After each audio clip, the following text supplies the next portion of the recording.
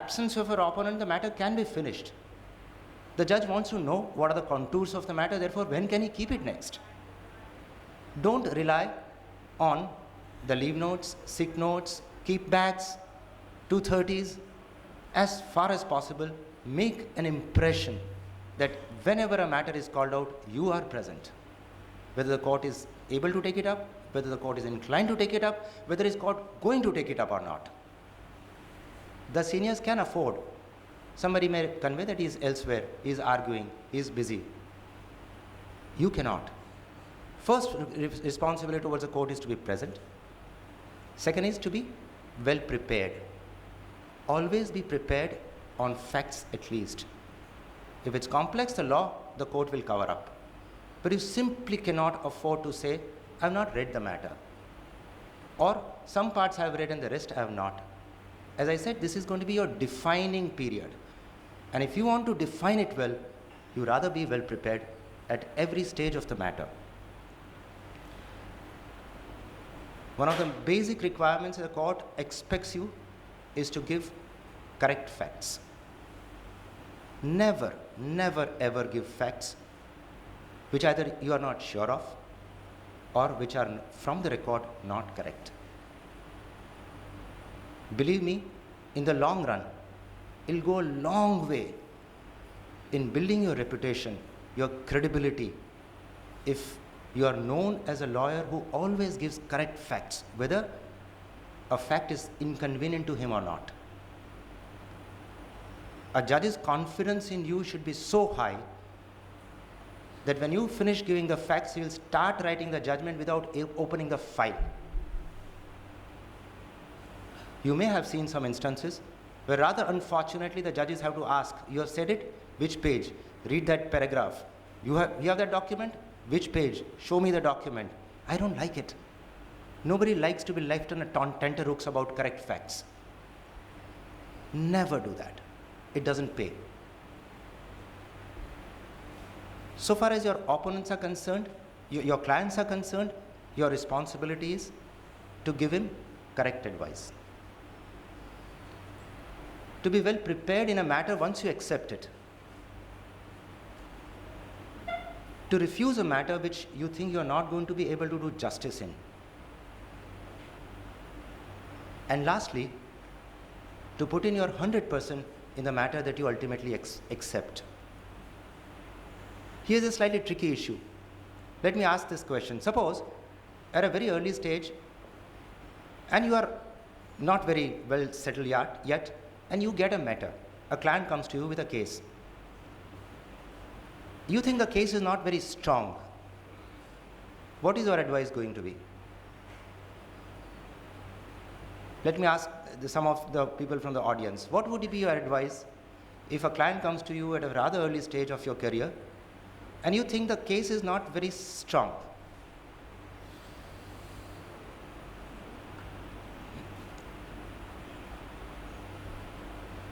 Yes? We have an answer there?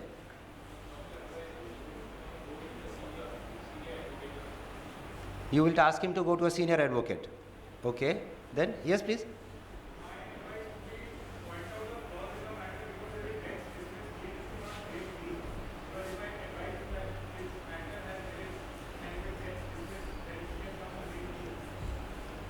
Just wait for a second. Mic is coming. Can we have it on the mic, please?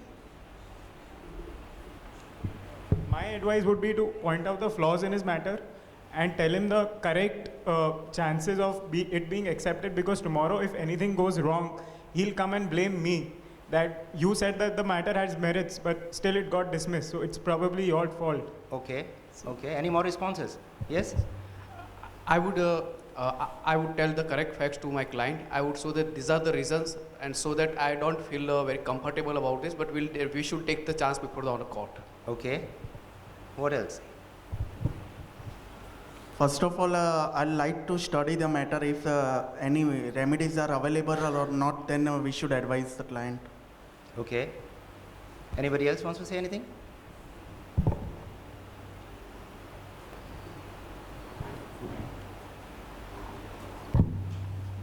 I would make up some excuse to have him come out at my office for after 2 days or so. In the meanwhile, I'll read the matter. if possible, I'll get some advice from some senior, and then advise him possibly the best. Okay.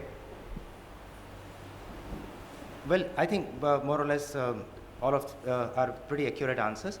All I wanted to convey was that even if you think that the matter is weak, unless you are sure that a certain petition is not maintainable, there is no chance at all, ordinarily do not take a chance of telling a client, don't file the matter. Because your experience is not enough to tell a client that this matter you are 100% going to lose and therefore do not file it. The correct approach would be which all of you said, study it well, work hard, point out the weak points in his case, and then leave the decision to him. At a very early stage, do not go out of your way to advise a client not to file a litigation. See friends, likewise, you have certain responsibilities to your opponents. And that would include, number one, inform him about any stage which you are going to take up with a court out of turn. If you are filing a civil application which you are going to mention, inform your opponent that you are going to mention it. If there is a matter which is at serial number 45 and the court is unlikely to take up, but you are going to request for an early hearing, inform the other side that you are going to so mention it. As far as possible, never address the court in absence of the other side without putting him to notice. The sharp tactics, shortcuts do not carry you very far. Suppose there is a caveat. The officer has forgotten to show the caveat. It will be very easy to go and take an order, but that order will last only for 2 weeks or 3 weeks till your opponent comes to know, but the damage will not leave you for the rest of your career. Always inform the other side what you are going to do. Secondly, sharp exchanges, browbeating the opponent, quarreling is very, very old-fashioned advocacy. It's a total no-no. Before a strong court, you don't need to defend yourselves. The court will defend you, protect you. The self-defense is simply not necessary. I'm not saying that you get cowed down by an opponent, but to bicker with an opponent, argue with an opponent, fighting with an opponent, it does not enhance your reputation. Do not indulge in that. Now coming to the profession in general, I might overshoot by 5-10 minutes, okay, right? Okay. I might overshoot a little bit. Coming to advocacy in particular, you see, it all begins with preparation of the case. As soon as a client comes to you, you will be gathering the facts, understand what his problem is, make up your mind whether his problem has a solution in law or not.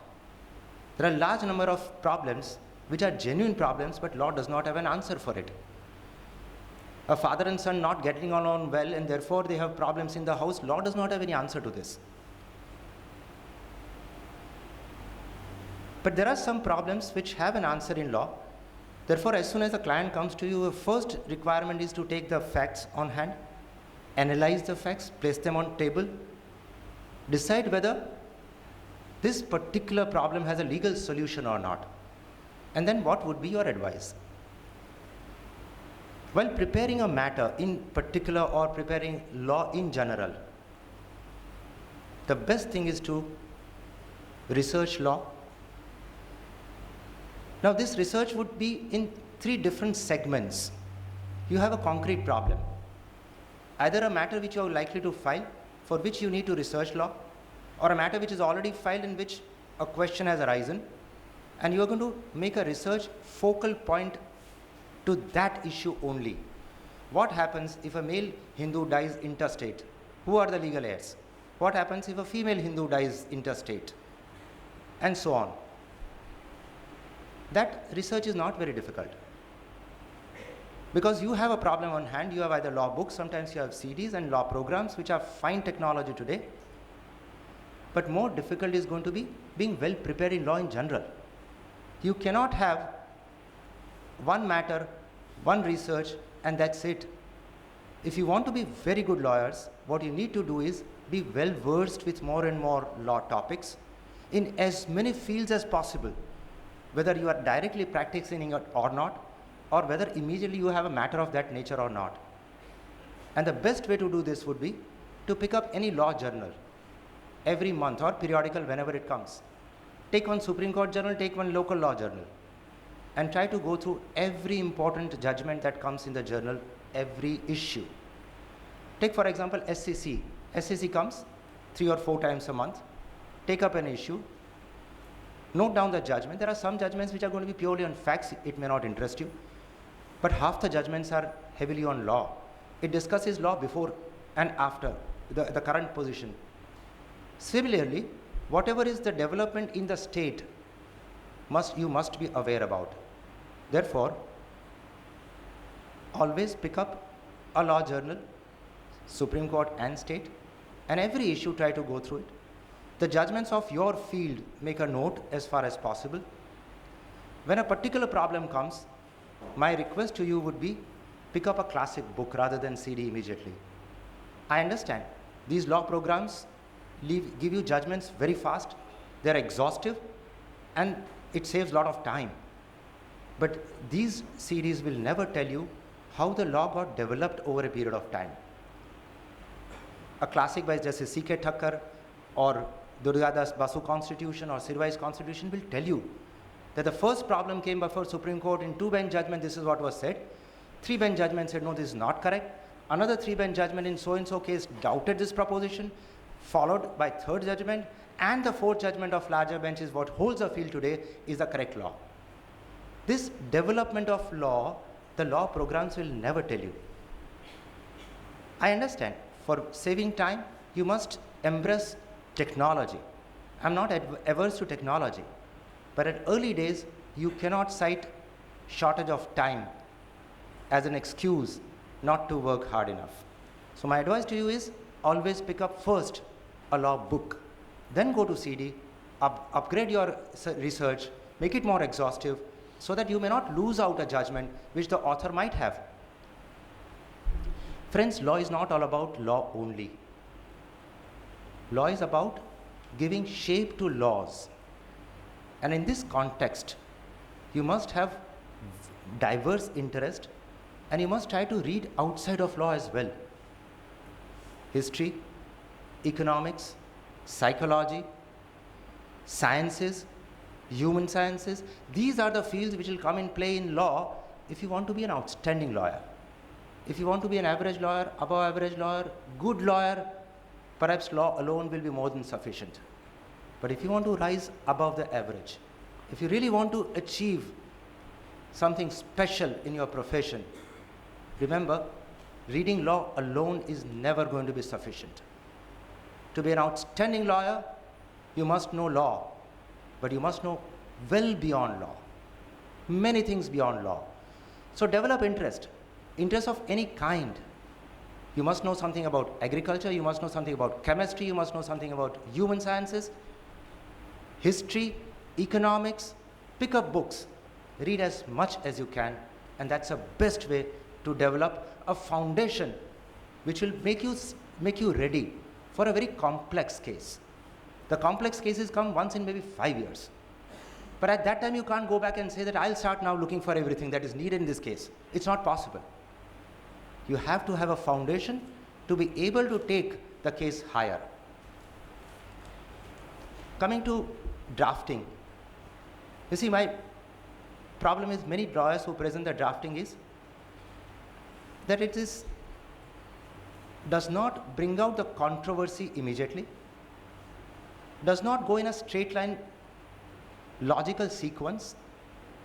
And third typical mistake sometimes I find is that the impugned order is not easily traceable. Remember 3 things. If you want a good drafting, you see, it is like a student has written an exam paper. The examiner will like the paper if it is well written, with neat handwritings, and it presents a logical sequence. So when I try to read a petition, the best thing would be, which in first paragraph, if I can find out where does the shoe pinch, what is the grievance of the petitioner. So ideal way perhaps to begin would be, the petitioner is aggrieved by an order of the government dated so and so, by which his request for conversion of a land use was rejected. In one line, I know in what context I am now reading the facts. If I have to read 15 pages of facts before trying to understand what the problem is, I'm going to be tired. So in first paragraph, as an impact, give what is your grievance. Then can come logical, sequential facts. And lastly, in the prayer, you would be well advised to say, therefore, the prayer is, caution is set aside, order dated so and so. As far as possible, give the annexure number. Very often in the prayer, what I find is, I request, therefore prayed that the impugn order be quashed. Now, what is the impugn order? Now, you look at the index. Index has 15 annexures. Which is the impugn order? I have to read 20-page petition. If it is Mr. Mangukia, it is 51-page petition. So I don't have time. At 11 o'clock at night, when I'm trying to read the petition, my first is going to be first paragraph, what is the grievance? Prayer clause, where is the impugn order? Go to impugn order, then come back to facts. So always project the impugn order, very easy to find out. Impugn order dated so and so, annexure so and so. So I can go to page 51 and immediately find this impugn order. One more request. Always be ready with the citations or copies of judgments if there are not too many. Give it in advance. It breaks the interest, it breaks the sequence, quite apart from wasting time. When you go to cite 5 judgments, every time the court officer will have to go and bring the judgment. Give it in advance, or better still, supply a Xerox copy. It's a lot smoother. And supply an index, whether it is under the rules compulsory or not.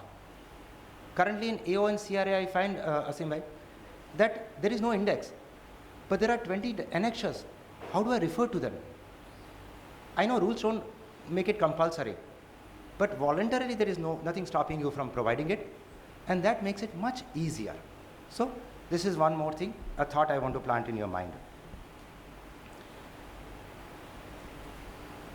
In good writing, they say there is nothing like great writing, there is always like great rewriting. There is a book on writing which is